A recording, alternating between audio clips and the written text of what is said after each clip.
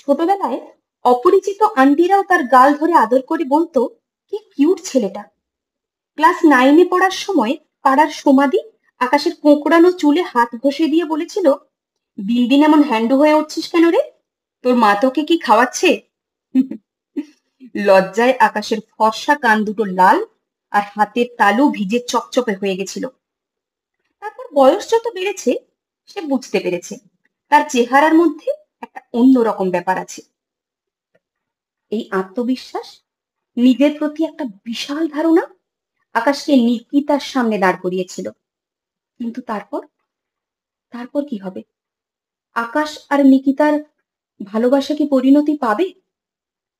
জানতে হলে অবশ্যই শুনতে হবে ভিট পির গল্প ফিঙ্গারপ্রিন্ট। আর যদি ভালো লাগে, লাইক শেয়ার সাবস্ক্রাইব করে রেখো।